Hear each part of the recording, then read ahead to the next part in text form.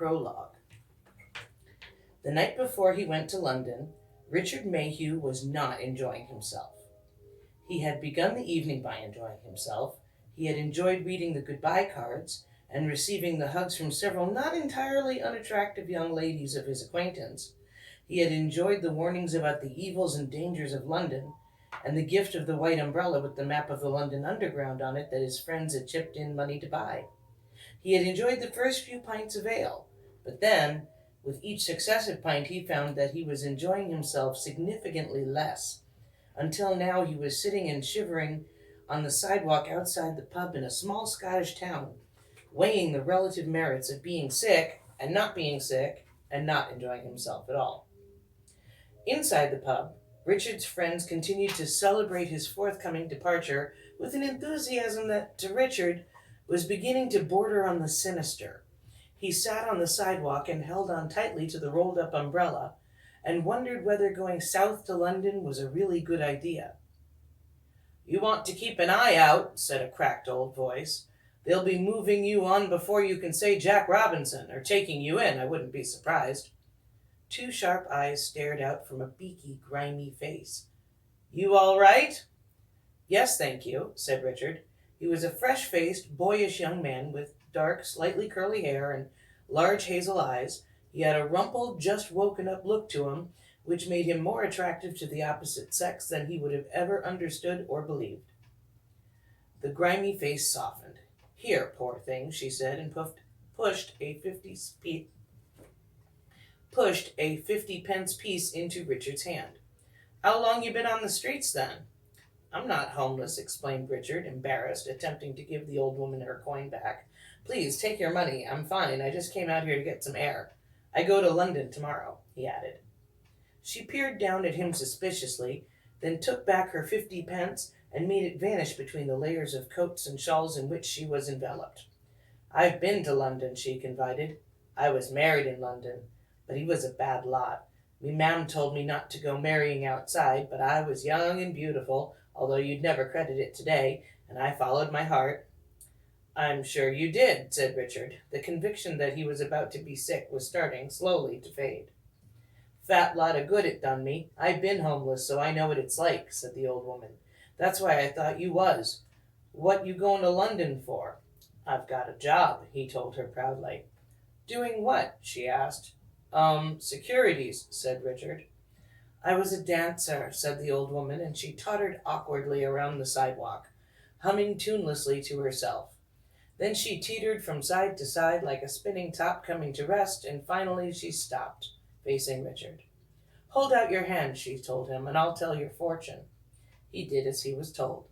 She put her old hand into his and held it tightly, and then she blinked a few times like an owl who had swallowed a mouse that was beginning to disagree with it. "You got a long way to go," she said, puzzled. "London," Richard told her. "Not just London," the old woman paused. "Not any London I know." It started to rain then, softly. "I'm sorry," she said. "It starts with doors." "Doors?" She nodded. The rain fell harder, pattering on the roofs and on the asphalt of the road. "I'd watch out for doors if I were you." Richard stood up, a little unsteadily. "All right," he said, a little unsure of how he ought to treat information of this nature. "I will, thanks." The pub door was opened, and light and noise spilled out into the street. "Richard, you all right?" "Yeah, I'm fine. I'll be back in a second." The old lady was already wobbling down the street, into the pelting rain, getting wet. Richard felt he had to do something for her. He couldn't give her money, though. He hurried after her down the narrow street, the cold rain drenching his face and hair. "Here," said Richard. He fumbled with the handle of the umbrella, trying to find the button that opened it. Then a click, and it blossomed into a huge white map of the London Underground network, each line drawn in a different color, every station marked and named. The old woman took the umbrella gratefully and smiled her thanks. "You've a good heart," she told him. "Sometimes that's enough to see you safe wherever you go." Then she shook her head. "But mostly it's not." She clutched the umbrella tightly as a gust of wind threatened to tug it away from her or pull it inside out.